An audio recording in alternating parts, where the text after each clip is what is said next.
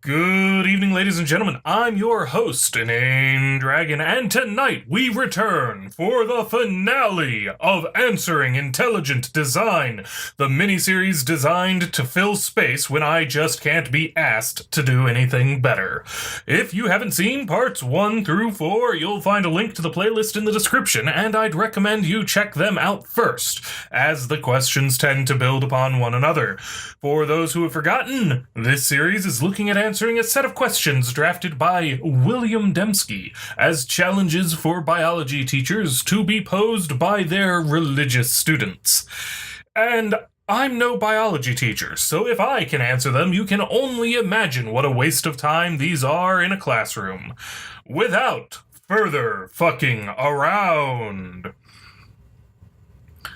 Question 9. What evidence would convince you that intelligent design is true and neo-Darwinianism is false? If no such evidence exists or indeed can exist, how can neo-Darwinianism be a testable scientific theory? This is a beautiful case of fallacy bingo! We've got question begging and a false dichotomy built right into it. Let me explain. If evolutionary theory were false, that wouldn't mean intelligent design is true by default. Further, if intelligent design cannot be falsified, it tells us nothing about evolutionary theory's validity.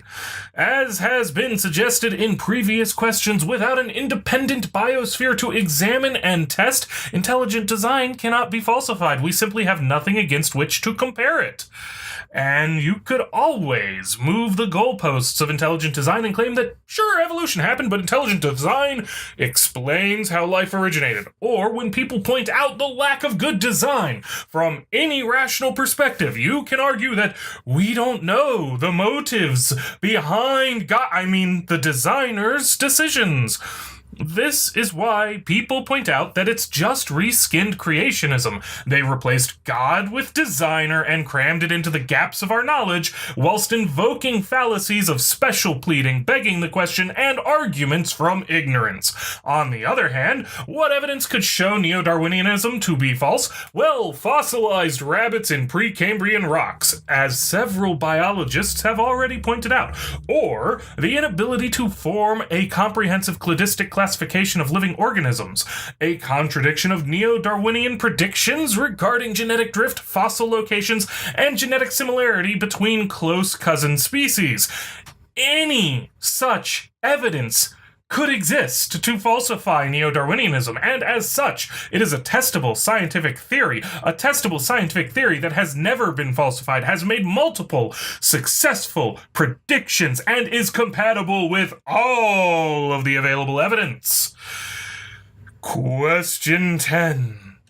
Can we determine whether an object is designed without identifying or knowing anything about its designer? For instance, can we identify an object as an ancient artifact without knowing anything about the civilization that produced it?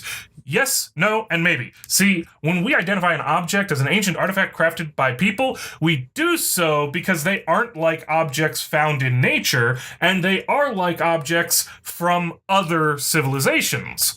What we don't do is look at an object that looks like it was made within nature, such as a living creature, and presume that it was therefore designed because that's stupid.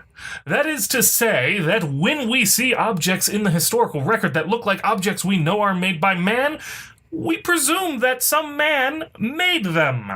In part because while we know they're made by man, we don't have examples of them occurring without human interference.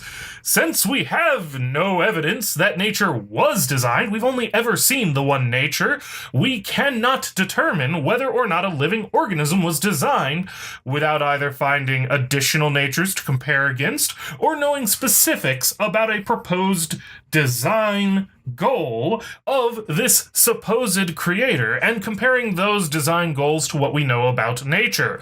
As a result, given that we know evolutionary theory works and works well at modeling the real world, we can rule out all designers whose specific characteristics are antithetical to a world where evolutionary theory is an effective model for the diversity of life on Earth. That is, any designers that aren't effectively unnecessary add-ons to evolutionary theory as it is already understood. Hopefully, through my answers, it has become clear precisely why intelligent design is unscientific. It makes no predictable claims. It offers no information about the history of species not already understood by evolutionary theory. It avoids defining the so-called designer in order to be non-religious, but in doing so cannot tell us what the designs should look like, thus making it unfalsifiably mute on the subject of biology. Are there still questions in biology that are not yet answered? Absolutely. We still only have hypotheses regarding the origin of life. We don't know if the nucleotides of our genetic code are the only possible complex macromolecules which can produce life. And there are millions of specific questions at every level of life, from proteins all the way up to entire ecosystems. But gaps in our knowledge do not mean what we do know is wrong. We never needed quantum theory to understand how to make a steel sword. Without full comprehension of the inner workings of the planet's core, we still manage to develop better understandings of earthquakes and volcanoes. And gaps are all the intelligent design crowd has ever had. They look at something which they believe hasn't been explained through evolutionary theory and then assert that such a thing couldn't have been formed without a creator. And half the time we already have an evolutionary explanation that's supported by evidence. The other half of the time, we'll figure it out sooner or later. Because that's how science works. In fits and bursts, sometimes going down blind alleys for a while, but eventually, if you stick with it, science will get you any answer about the objective world that can be gotten. I'm InaneDragon, and if you support intelligent design, please take the time to listen to what I've said, check out my other videos on intelligent design, and read what the actual biologists have to say about evolutionary theory instead of your Sunday school teacher. A few choice texts are listed in the description. For the rest of you, read those books too, and hell, go read Behe, Dembski, and Doughnut's books defending intelligent design as well. I'll have those linked in the description. It's always worth knowing what both sides are saying. And for all of you, take a minute to put your thoughts down in the comments, subscribe for more inanity, and share this video about. Those who want me to improve my channel, consider donating to my Patreon. It allows me to upgrade my equipment, my research, and my visuals. Thank you all, and have a good night.